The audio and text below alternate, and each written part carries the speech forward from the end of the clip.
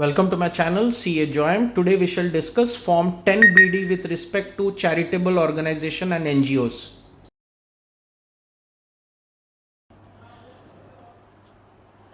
Good afternoon, almost good evening, first day of the week, Monday. Now today we will discuss a bit about Form 10BD, but before that a Supreme Court judgment again on chartered accountants. I think so chartered accountants अब छाए हुए चारों तरफ. As per the Supreme Court judgment, even if the auditor, a CA, resigns from the audit of the company after any particular year's audit which he has signed, then also he shall be liable and is prosecutable for any defalcations committed in reporting or any financial transactions undertaken by the company in that particular year. तो resign करने से आप अपने आप को absolve नहीं कर सकते हैं. जैसे एक छोटा सा फर्म है, सीए फर्म है अननोन अहमदाबाद के पास का, जिसने अदानी ग्रुप ऑफ कंपनीज का ऑडिट किया. Practically nobody has heard of it. Back of this ये जजमेंट आया है. Plus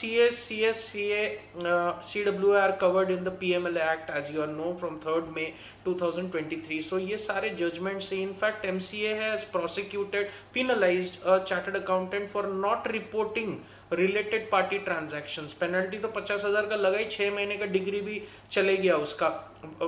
action taken by the disciplinary committee of institute. So things are getting worse and tougher, stricter day by day. क्या practice करना है, कैसे client choose करना है, it is up to you. Now coming to form 10BD, it is for trusts, NGOs, societies, charitable organization who receive donations, that is they are donees. अभी हम लोग, मैं अगर डोनेट करता हूं किसी को, I take deduction under 80G, तो मैं उसका रिसीट मेरा ये, तो ऐसा रिपोर्टिंग का फॉर्मेट ट्रस्ट, एनजीओज या चैरिटेबल ऑर्गेनाइजेशन के लिए क्या है, वो है form 10BD. Go through my PowerPoint presentation. ठीक है, वो काफी हेल्पफुल है. Whatever you see in writing is always sticking in your mind forever. आपको हमेशा वो याद आते रहेगा. Form 10BD is to be filed online or offline in certain cases or areas as permitted by CBDT. It is to be filed by those trusts, NGOs, organizations receiving donations under 80G, under 10, under 11, under 12A, 12AA or 35AC.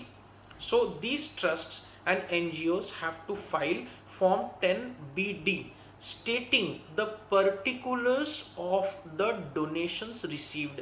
सबसे पहले name, किससे donation आया है, उसका pan, right, जो donate कर रहा है उसका पैन, ये सब वो फॉर्म ऑटोमेटिकली आपको फिल करते जाना है और ऑनलाइन फाइल करना है.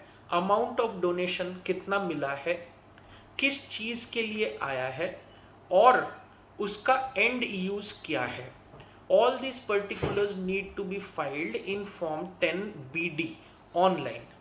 This form has to be filed by 31st May after the end of every financial year. अभी 22-23 फाइनेंशियल ईयर जो 31 मार्च को खत्म हुआ 2023 में, इस साल के दौरान आपको जो भी डोनेशंस मिले हैं, चाहे वो इंडिविजुअल्स हो, चाहे वो साइंटिफिक रिसर्च हो, तो ये ट्रस्ट और चैरिटेबल ऑर्गेनाइजेशन को आपको हर डोनेशन रिपोर्ट करना है with full details of pan, name, address, and use, कहां से आया, अमाउंट कितना है, डोनेशन कब आया, ये सब चीजों का ब्यौरा वो फॉर्म 10BD में देना है. B for Bombay, D for Delhi, form 10BD. अब ये मार्च 23 फाइनेंशियल ईयर का 22-23 का due date of filing the form is 31st May 2023. ठीक है. अब अगर आपने इसको टाइम पे फाइल नहीं किया तो पेनल्टी है 200 रुपए per day every day of default. But the amount of default can not be more than the amount of donation received. तो बराबर फटका बैठेगा तो टाइम पे ये फॉर्म ऑनलाइन भर दिया करो. अगर ये फॉर्म भरा नहीं जाएगा तो जो डोनर है उसको डिडक्शन नहीं मिलेगा, क्योंकि वो भी अपने एंड से ऑनलाइन आईटीआर भर रहा है, डोनेशंस को डिडक्शन क्लेम कर रहा है ईटीजी में। तो पहले जो मैनेज वाला सिस्टम होता था ना कि डोनेशन कर दिया, जुगाड़ से रिसीट ले लिया, 50% डिडक्शन, वो भी बंद हो गया। अभी यहां से भी डिटेल डोनर देता है, वो डिटेल वो फॉर्म 10BD के साथ मैच होगा। अगर उसने फॉर्म 10BD नहीं भरा तो आपको यहाँ पे डिडक्शन नहीं मिलेगा। मतलब ये कुछ ना थोड़ा थोड़ा टीडीएस जैसा है, टीडीएस काटे पर चालान पे कर दिए पर रिटर्न नहीं भरे तो 26AS में नहीं दिख रहा तो आपको डिडक्शन ही नहीं मिलेगा। It is this kind of thing. Form 10BD भरना बहुत जरूरी है। अब इसका कोई थ्रेशोल्ड नहीं, कोई थ्रेशोल्ड नहीं। आपको कैश में मिला हुआ, काइंड में मिला हुआ, कोई एक्टिविटी आप ट्रस्ट के तरफ से करके दे रहे हैं, कोई सामान बांट रहे हैं, मतलब इन कैश और kind every donation has to be reported with the cost and the details of the donor. इसमें फॉरेन करेंसी कंट्रीब्यूशन भी आ गया जो कि एफसीआर में कवर्ड है। मतलब कैश डोनेशन जिसका थ्रेशोल्ड लिमिट 2000 रुपए के ऊपर आप कैश में नहीं ले सकते, पर ये फॉर्म में 500 रुपए भी कैश मिला तो भी आपको देना पड़ेगा, कोई थ्रेशोल्ड नहीं है। तो 100% of cash donations received has to be detailed out, and 100% of donations received in kind also has to be mentioned, whether from individual perspective, received from individual or from any institution or any company। जैसे CSR है, CSR में donations मिलता है या कुछ activity करते हैं तो वो भी इसमें कवर्ड हो जाएगा, नहीं तो डोनर को डिडक्शन नहीं मिलने वाला है। So this is a important aspect और इसका ड्यू डेट है 31 मई। अब फॉरेन कंट्रीब्यूशन का जो डोनेशन आता है उसका डिटेल देते वक्त आपको ये ध्यान में रखना पड़ेगा कि एफसीआरए का एक अलग रिटर्न आप भरते हैं। फॉरेन से जो डोनेशन आता है उसके लिए फॉर्म FC4 भरते हैं, correct.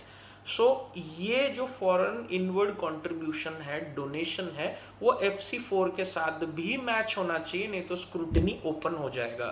So this in short is form 10BD। There are certain details, go through the PowerPoint presentation, you will find it useful, and the last date is 31st May 2023 for financial year 2022-23। GST का एक नया update है। जिनका turnover 100 crore के ऊपर है, एक में से एक नया ई-इनवॉइसिंग का रूल आया कि e-invoicing should be uploaded in the portal within 7 days of issuing the invoice.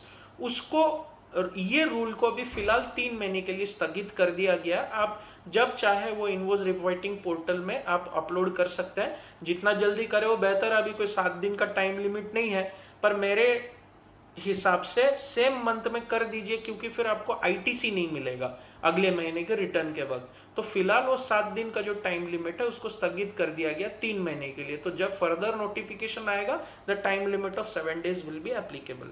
Have a nice and wonderful week ahead. Hope you are liking the knowledge sharing. Like and subscribe to the channel.